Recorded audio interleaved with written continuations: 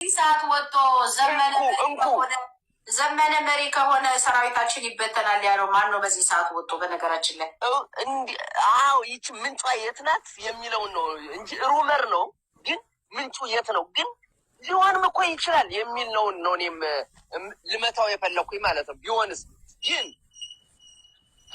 እነዚህ ወይም እርስ በርስ ሊያባሉን የፈለጉ አካሎች ናቸው። ትግሉን የሚመራ ጠንክሮ የወጣ የትግሉ ዋልታና ማገር የሆነ ትግሉ የት ነው እንዴ? ጠላት ያልገባበት ቦታ የት ነው? ያልተከፋፈለ ቦታ የት ነው የሚገኘው? ጠንካራ አደረጃጀት ያለ የት ነው የሚለው ሁሉ እኮ መታየት አለ። ኖት ኦንሊ ዛት ባይዘዌ አክቲቪስቶችን መጠየቅ አለባቸው እኮ። ድምፅ እኮ ሊያገኙ ይገባል እኮ። በነገራችን ላይ ሪኮሜንዴሽን እንፈልጋለን ከእናንተ ተብሎ ታዋቂ አክቲቪስቶች እንደናንተ አይነቶች እንደነ ተስፋዬ ወልደ ስላሴ አይነቶች ሌሎችም በአንድነት ኃይል ውስጥ ያሉት በሙሉ ሊጠየቁ ይገባል። እንደነ ትንግርቱ አይነቶች እንደነ እንሙት አይነቶች ሊጠየቁ ይገባል እኮ። ሪኮሜንዴሽን ማለት ድምፅ ስጡ ማለት አይደለም። ሪኮሜንዴሽን ግን ያስፈልጋል። ምክንያቱም ስኮላር መሳተፍ አለበት። የተማረው አካል በትምህርትም በትግልም በፖለቲካም የነቃ እያለ አይ እነከሌን ይከፋቸዋል ጠላቶቻችን ይከፋቸዋልና እገሌ ይሾም የሚባልበት አማርኛ የለም። ጥንቅር ብሎ ለምን አይቀርም? እንደዚህ አይነት ነገር የለም። እሳቱ እኩል ነው የሚበላን። ጮኩኝ። እሳቱ እኩል ነው የሚበላን።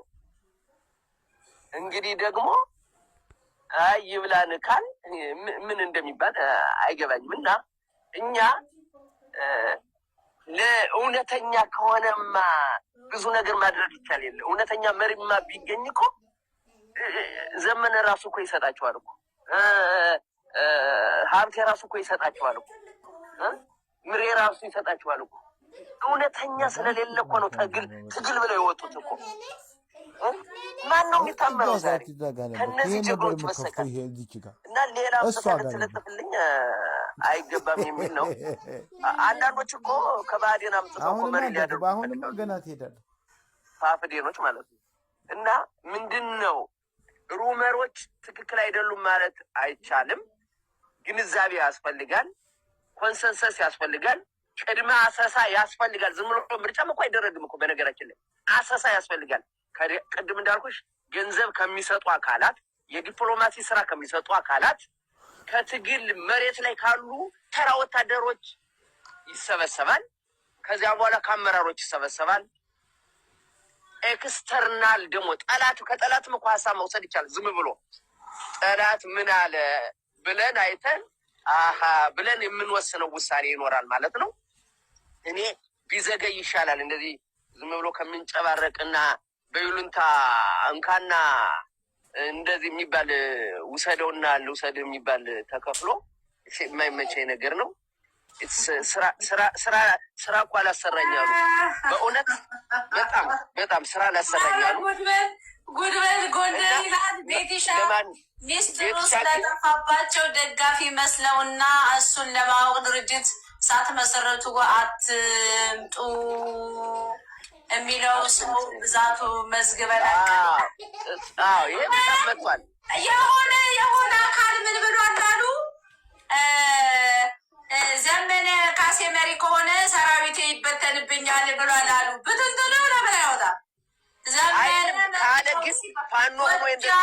በዚህ ልክ ገፍተህማ ከአንተ ጋር በጋራ የሚቆም ኃይል ካለ ሞቷላ።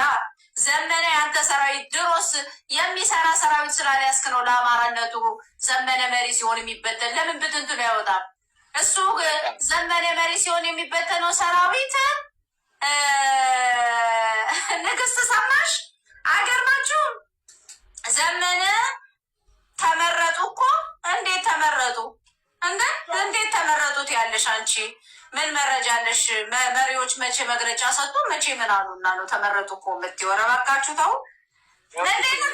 ቆይ አንድ ጊዜ